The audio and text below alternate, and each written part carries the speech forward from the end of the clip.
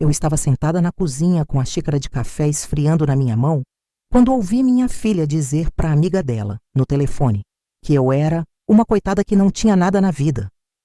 Ela estava na sala, achando que eu não escutava, mas eu escutei cada palavra. E cada palavra entrou como uma lâmina. Naquele momento, eu ainda não sabia que aquela frase seria o começo de uma reviravolta que mudaria tudo entre nós. Que meses depois, ela abriria uma carta e finalmente entenderia quem eu realmente era. Meu nome é Helena. Tenho 53 anos. Moro em Belo Horizonte, num apartamento pequeno de 2 quartos no bairro Sagrada Família. Trabalho há 28 anos como auxiliar administrativa numa empresa de contabilidade. Acordo às 5:30 da manhã, pego 2 ônibus, chego no trabalho às 7. Volto para casa às 6 da tarde. Faço comida, lavo roupa, limpo a casa. Aos sábados faço faxina completa. Aos domingos vou na missa das 8, visito minha mãe no asilo e volto para casa. Essa é minha rotina há anos, simples, previsível, digna. Criei minha filha, a Marcela, sozinha desde que ela tinha 4 anos. O pai dela, o Júnior, me deixou por outra mulher e sumiu do mapa. Nunca pagou pensão, nunca apareceu nas festas de aniversário, nunca quis saber se a filha estava bem. Eu trabalhei dobrado, fiz horas extras, aceitei trabalho de digitação em casa. Fiz bolos por encomenda durante anos para complementar a renda. Tudo para que ela não sentisse falta de nada, para que ela estudasse numa escola boa, para que ela tivesse roupa bonita, material escolar completo, cursinho pré-vestibular. Marcela se formou em administração. Conseguiu um emprego bom numa multinacional. Conheceu o Tiago, um engenheiro, filho de empresários, casou há 3 anos. Mora num apartamento enorme na Savassi, com vista para a serra, decoração de revista, carro importado na garagem. Tem uma vida que eu nunca tive, e isso nunca me incomodou. Pelo contrário, eu tinha orgulho. Eu olhava para ela e pensava, consegui. Eu dei para minha filha aquilo que eu nunca tive. Eu rompi o ciclo. Mas nos últimos 2 anos, alguma coisa mudou. Ela começou a me tratar diferente, com uma certa distância, com um certo constrangimento, como se eu fosse um peso, um incômodo, uma vergonha. No começo eram coisas pequenas. Ela parou de me convidar para almoçar na casa dela aos domingos. Dizia que tinha compromisso, que ia viajar, que o Tiago tinha reunião de família. Quando eu perguntava se podia ir visitá-la, ela inventava desculpas. Dizia que a casa estava uma bagunça, que estavam reformando, que ela estava com dor de cabeça. Eu aceitava. Eu entendia. Eu pensava que era só uma fase, que ela estava ocupada, que o casamento exigia atenção, que era normal. Mas aí vieram as coisas maiores. No meu aniversário de 52 anos, ela não apareceu. Mandou uma mensagem pelo WhatsApp, às 11 da noite, dizendo que tinha esquecido, que estava num jantar de trabalho, que me compensaria depois. Nunca compensou. No Natal daquele ano, ela me convidou para a ceia. Eu fiquei feliz. Comprei uma roupa nova, fiz uma sobremesa. Cheguei na casa dela às 8 da noite, animada, esperançosa. Mas quando entrei, percebi que eu era a única da minha família ali. Tinha a família inteira do Tiago. Os pais dele, os irmãos, os cunhados, os sobrinhos. Todo mundo bem vestido, todo mundo conversando sobre viagens, investimentos, negócios. Eu me senti deslocada, pequena, invisível. Marcela mal falou comigo. Passou a noite toda circulando entre os convidados, rindo, servindo bebida, tirando foto. Eu fiquei sentada num canto, comendo a ceia sozinha, sorrindo para ninguém. Às 11:30, pedi um Uber e fui embora. Ela nem percebeu. Isso já aconteceu com você? Sentir que você não importa mais na vida de quem você mais ama? Conta nos comentários. No início do ano passado, ela engravidou. Eu fiquei radiante. Ia ser vovó. Ia ter um neto. Imaginei que aquilo ia nos aproximar de novo. Que ela ia precisar de mim, ia querer minha ajuda, minha experiência, minha presença. Mas não foi assim. Quando eu me ofereci para acompanhá-la nas consultas de pré-natal, ela disse que a sogra já estava fazendo isso. Quando eu perguntei se podia ajudar a montar o quarto do bebê, ela disse que já tinha contratado uma decoradora. Quando eu falei que queria dar o enxoval de presente, ela disse que a família do Tiago já tinha comprado tudo. Eu engoli a frustração, engoli a mágoa, engoli a sensação de que eu estava sendo substituída. Afinal, ela era minha filha. Eu não podia ser egoísta, eu não podia exigir, eu tinha que aceitar, eu tinha que entender. Mas no fundo, lá no fundo, começou a crescer uma dor silenciosa, uma dor que eu não sabia nomear. Aí veio o chá de bebê. Marcela me ligou 3 semanas antes para me convidar. Falou rápido, como quem cumpre protocolo. Disse que seria num buffet no Belvedere no sábado às 3 da tarde. Disse que eu podia ir, só isso. Você pode ir, mãe? Como se fosse uma concessão, como se ela estivesse me fazendo um favor. Eu fui. Comprei um presente caro, um carrinho de bebê que custou quase metade do meu salário. Me arrumei, fiz unha, fiz cabelo, comprei uma roupa nova. Cheguei no buffet animada, mas quando entrei, meu coração apertou. A festa estava linda, decoração impecável, toda em azul e branco, com balões, flores, mesas cheias de doces finos. Tinha pelo menos 80 pessoas, amigas da Marcela, colegas de trabalho, a família inteira do Tiago e a sogra dela, a dona Silvia, no centro de tudo, recebendo os cumprimentos, organizando as brincadeiras, posando para foto com a minha filha. Eu fiquei num canto. Ninguém veio falar comigo. Ninguém me apresentou para ninguém. Eu era a mãe da aniversariante, mas parecia uma convidada de última hora, uma intrusa. Fiquei ali, sentada, comendo um pedaço de bolo, tentando sorrir, tentando não chorar. Até que uma amiga da Marcela, que eu não conhecia, sentou do meu lado e perguntou: "Você é parente da Marcela?" Eu respirei fundo e respondi: "Sou a mãe dela." A moça regalou os olhos, surpresa. "Sério? Eu achei que a mãe dela era aquela senhora ali." E apontou para dona Silvia. Eu não respondi. Só levantei, peguei minha bolsa e saí. Ninguém percebeu. No ônibus, voltando para casa, eu chorei. Chorei de raiva, de vergonha, de tristeza. Chorei porque eu tinha dado tudo para minha filha. Tinha aberto mão de namoros, de viagens, de sonhos, de vida própria. E agora, ela me tratava como se eu fosse nada, como se eu não tivesse valor, como se eu fosse um estorvo. 2 semanas depois do chá de bebê, eu estava na cozinha naquela tarde de domingo tomando café. Marcela tinha vindo me visitar, coisa rara, mas não tinha vindo sozinha. Tinha trazido a tal amiga, a Fernanda. Elas estavam na sala conversando. Eu ouvi quando a Fernanda perguntou: "Marcela, sua mãe mora sozinha? Ela não tem ninguém, não?" E minha filha respondeu com aquela voz displicente, cansada: "Ah, minha mãe é uma coitada. Ela não tem nada na vida. Só trabalha, volta para casa e fica aí, sozinha. Nunca namorou ninguém depois que meu pai saiu. Nunca viajou, nunca fez nada. É uma vida vazia." Eu larguei a xícara na pia. As mãos tremiam, o peito doía. Eu não conseguia acreditar no que estava ouvindo. Minha própria filha falando de mim daquele jeito, como se eu fosse digna de pena, como se minha vida não valesse nada, como se meus sacrifícios fossem insignificantes. Eu respirei fundo, enxuguei as mãos no pano de prato, saí da cozinha, atravessei o corredor e entrei na sala. Marcela e a amiga pararam de falar na hora. Olharam para mim constrangidas.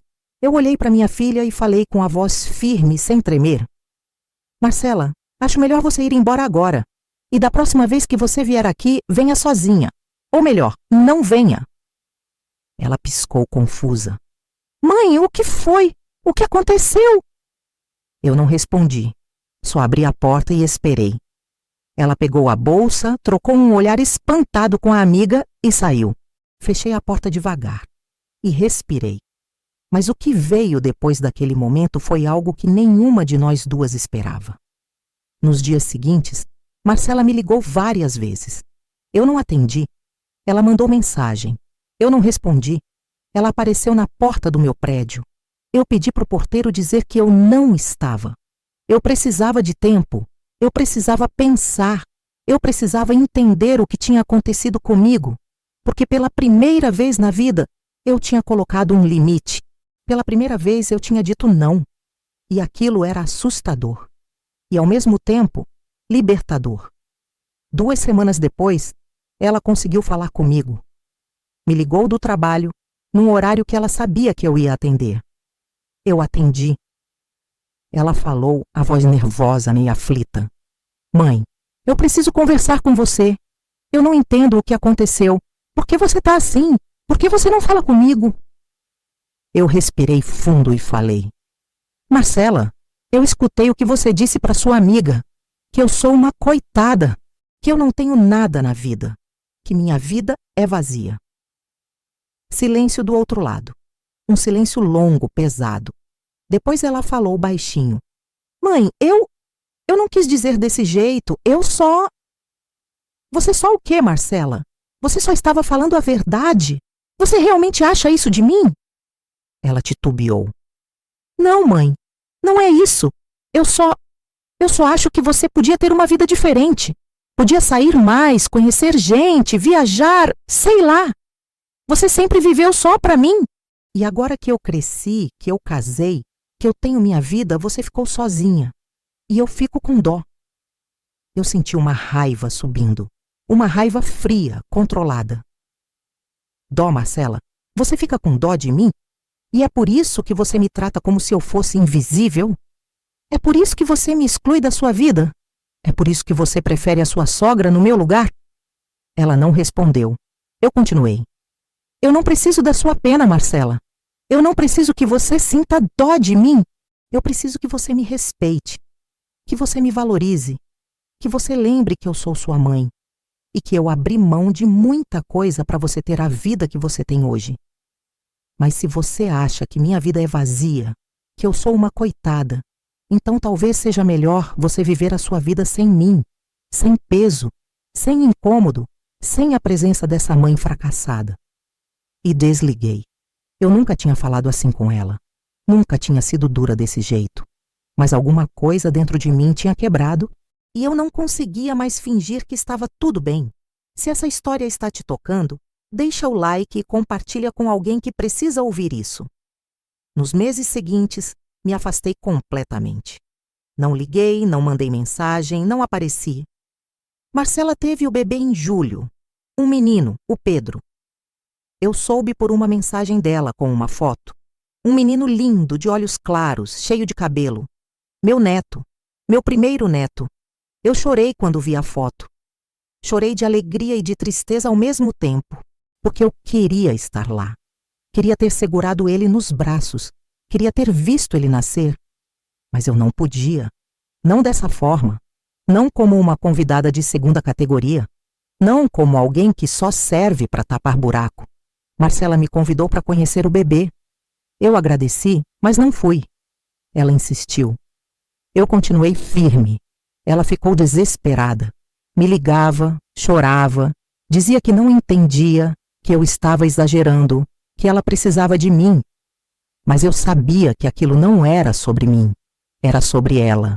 Sobre o medo dela. Sobre a culpa dela. E eu não ia ceder só porque ela estava se sentindo mal. Em setembro, 3 meses depois do Pedro nascer, recebi uma ligação da minha mãe do asilo. Ela tem 81 anos, tem Alzheimer em estágio avançado, mal me reconhece. Mas naquele dia, a enfermeira me ligou para dizer que ela estava pedindo por mim. Fui visitá-la. Quando cheguei, ela estava sentada na cadeira de rodas, olhando pela janela. Sentei do lado dela, segurei a mão dela. Ela virou o rosto para mim, me olhou com aqueles olhos cansados, apagados e perguntou: Você é minha filha? Eu sorri, com lágrimas nos olhos. Sou, mãe. Sou sua filha, Helena. Ela assentiu devagar e disse: Você é uma boa filha. Aquilo me partiu, porque minha mãe, mesmo sem lembrar de quase nada, lembrava disso. Lembrava que eu era uma boa filha. Eu ia lá toda semana. Eu pagava as mensalidades do asilo. Eu levava frutas, roupas novas, remédios. Eu cuidava dela. E ela sabia. Mesmo sem memória, ela sabia. E eu pensei, por que minha filha não sabe? Por que ela não vê? Por que ela não valoriza? Naquela noite, quando cheguei em casa, sentei na mesa da sala e comecei a escrever uma carta. Uma carta longa.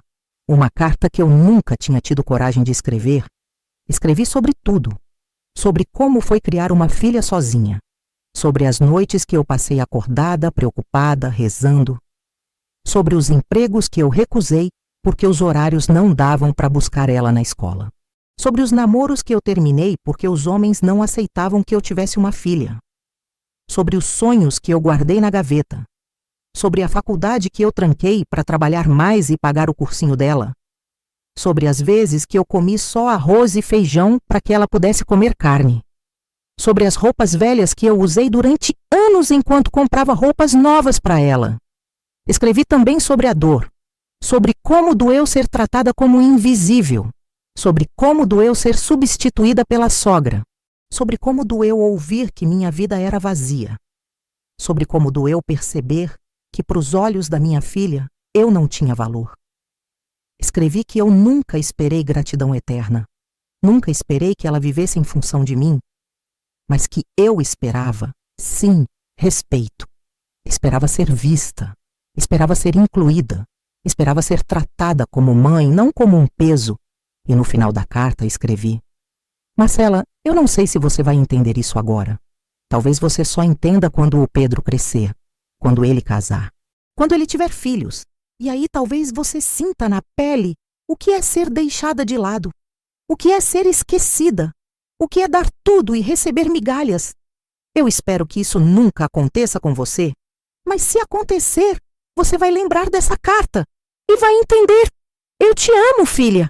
Sempre vou amar. Mas eu não vou mais aceitar ser tratada como se eu não valesse nada. Com amor e dor, Helena. Guardei a carta num envelope. Escrevi o nome dela na frente e deixei em cima da mesa, mas não enviei. Não sabia se devia enviar. Não sabia se adiantaria. 2 semanas depois, no dia do meu aniversário de 53 anos, bati na porta. Era Marcela. Ela estava com o Pedro no colo, os olhos inchados, vermelhos. Ela olhou para mim e disse, a voz embargada: Mãe, feliz aniversário! Eu trouxe um presente para você, mas antes eu preciso te pedir desculpas. Eu fiquei parada, sem saber o que dizer. Ela continuou. Eu conversei com a terapeuta, eu contei tudo. E ela me fez umas perguntas que eu nunca tinha pensado. Me perguntou se eu tinha vergonha de você, se eu achava que você não era boa o suficiente para a família do Tiago, se eu tinha medo de que as pessoas me julgassem por você não ser rica, não ser sofisticada. E eu percebi que sim, que eu tinha vergonha. E isso é horrível, mãe. É horrível demais. Ela começou a chorar. Eu continuei parada, muda. Ela colocou o bebê no carrinho, pegou a bolsa e tirou um envelope de dentro. Um envelope igual ao que eu tinha deixado na minha mesa. Eu achei essa carta na sua casa, mãe. Quando eu vim aqui semana passada e você não estava, eu entrei com a chave reserva que você me deu e vi a carta em cima da mesa. Eu sei que eu não devia ter lido, mas eu li. Li 2 vezes e depois li de novo e de novo. Ela me entregou a carta. Eu peguei, tremendo. Ela continuou. Mãe, eu nunca soube de tudo isso. Eu nunca soube que você trancou a faculdade. Nunca soube que você recusou empregos melhores por minha causa. Nunca soube que você deixou de namorar porque os caras não me aceitavam. Você nunca me contou isso. Você nunca reclamou. Você sempre fez tudo parecer fácil, natural. E eu cresci achando que era fácil mesmo. Que ser mãe era fácil. Que você não tinha feito nada de extraordinário. Que era obrigação sua só isso. Ela limpou as lágrimas com as costas da mão. Mas agora eu sou mãe. E eu tô vendo como é difícil, como é cansativo, como dói. E o Pedro tem só 3 meses, mãe. 3 meses. E eu já tô exausta. Eu já tô sentindo que eu não dou conta. E você fez isso sozinha durante anos. Anos! E eu te tratei como se você fosse nada. Como se você fosse uma coitada. quando na verdade você é a mulher mais forte que eu conheço. Eu senti as lágrimas escorrendo pelo meu rosto. Marcela se aproximou, me abraçou e chorou no meu ombro como uma criança, como a menina que ela foi. Me perdoa, mãe. Me perdoa por ter sido tão ingrata, tão cega, tão egoísta. Me perdoa por ter te excluído, por ter te magoado, por ter te feito sentir que você não era importante. Você é a pessoa mais importante da minha vida. E eu demorei demais para perceber isso. Eu abracei minha filha, abracei forte. E pela primeira vez em meses, senti que talvez, as coisas pudessem mudar. Mas eu não perdoei na hora, não fingi que estava tudo bem, não voltei a ser aquela mãe que aceitava qualquer coisa. Eu olhei para ela e falei devagar, com firmeza. Marcela, eu aceito seu pedido de desculpas, mas aceitar não significa esquecer. E não significa que as coisas vão voltar a ser como antes, porque antes estava errado. Antes você me desrespeitava e eu aceitava. Antes você me excluía e eu ficava quieta. Antes você me tratava como segunda opção e eu agradecia por estar ali. Isso não vai mais acontecer. Se você quer que eu faça parte da sua vida, da vida do Pedro, eu quero. De coração. Mas eu quero ser respeitada. Quero ser valorizada. Quero ser incluída de verdade, não só quando sobra espaço. Ela assentiu, ainda chorando. Eu prometo, mãe. Eu prometo que vou ser diferente, que vou ser melhor, que vou te valorizar. Eu sei que vai levar tempo. Eu sei que eu vou errar de novo, mas eu quero tentar. Eu quero consertar isso. Eu respirei fundo. Então conserta, Marcela. Não com promessas, com atitudes. E ela consertou. Devagar. Não foi da noite pro dia. Não foi perfeito. Houve recaídas. Houve momentos em que ela voltou aos velhos hábitos, em que me deixou de lado de novo, em que priorizou a família do Tiago. Mas quando isso acontecia, eu não deixava passar. Eu chamava a atenção. Eu lembrava. E ela ouvia. Ela começou a me convidar para almoçar todo domingo. Começou a me ligar durante a semana, só para conversar, para saber como eu estava. Começou a levar o Pedro para passar a tarde comigo. Me incluiu nas decisões sobre o bebê. Me pediu opinião sobre a escola, sobre a alimentação, sobre a rotina. Me fez sentir que eu importava, que eu era necessária, que eu tinha valor. A relação com a sogra dela também mudou. Marcela conversou com Dona Silvia, explicou que ela tinha 2 avós, que as 2 eram importantes, que as 2 teriam espaço. E Dona Silvia, que no fundo era uma mulher boa, entendeu. Passou a me cumprimentar com carinho, a me incluir nos eventos da família, a me tratar com respeito. No Natal daquele ano, Marcela fez a ceia na casa dela. E antes de começar, ela pediu a atenção de todos. Ficou de pé, com o Pedro no colo, olhou para mim e disse na frente de todo mundo: eu quero fazer um brinde para minha mãe, a mulher que me criou sozinha, que abriu mão de tudo por mim, que me ensinou a ser forte, a ser digna, a ser justa. Eu passei muito tempo sem enxergar isso. Passei muito tempo tratando ela mal. Mas agora eu enxergo. E eu quero que todo mundo aqui saiba. Minha mãe é a minha heroína. E eu tenho muito orgulho dela. Todo mundo bateu palma. Dona Silvia se levantou e me abraçou. O Tiago sorriu para mim com respeito. E eu, pela primeira vez em anos, me senti vista, reconhecida, valorizada. Hoje, 1 ano depois daquele Natal terrível, minha vida mudou. Não mudou porque eu fiquei rica, porque eu ganhei na loteria, porque eu arrumei um marido. Mudou porque eu coloquei limites, porque eu exigi respeito, porque eu parei de aceitar migalhas. Eu continuo morando no meu apartamento pequeno, continuo trabalhando como auxiliar administrativa, continuo pegando 2 ônibus todo dia. Mas agora eu também faço outras coisas. Voltei a estudar. Me matriculei num curso de contabilidade à distância, um sonho antigo que eu tinha engavetado. Fiz amigas novas na igreja, Comecei a frequentar um grupo de artesanato aos sábados. Viajei pela primeira vez em 10 anos. Fui para Ouro Preto com as meninas do grupo. Comprei roupas novas, fiz luzes no cabelo. Comecei a me cuidar mais. E sabe o que eu aprendi com tudo isso? Que dignidade não é egoísmo. Que colocar limites não é falta de amor. Que exigir respeito não é arrogância. Que ser mãe não significa desaparecer. Que a gente ensina as pessoas a nos tratar. E que, às vezes, a maior prova de amor que a gente pode dar é dizer não. Marcela hoje é uma filha diferente. Não é perfeita. Ainda comete erros. Ainda esquece. Às vezes. Mas ela mudou. Ela me vê. Ela me valoriza. Ela me inclui. E quando eu olho para o meu neto, o Pedro, que agora tem 1 ano e 4 meses, que já anda, que já fala vovó, eu penso, eu não quero que ele cresça achando que pode me tratar mal. Eu não quero que ele aprenda que desrespeitar a avó é normal. E por isso eu mantenho meus limites. Eu mantenho minha postura. Eu mantenho minha dignidade. Porque eu sei que no futuro, quando ele crescer, quando ele tiver filhos, quando ele olhar para trás, ele vai lembrar de uma avó forte, de uma avó que se respeitava, de uma avó que ensinou, sem precisar gritar, que amor verdadeiro vem com respeito. Eu não sei o que o futuro reserva. Não sei se Marcela vai manter essa postura para sempre. Não sei se vou ter outras decepções, outras mágoas. Mas sei de uma coisa. Eu nunca mais volto para um lugar onde eu precise implorar para ser respeitada.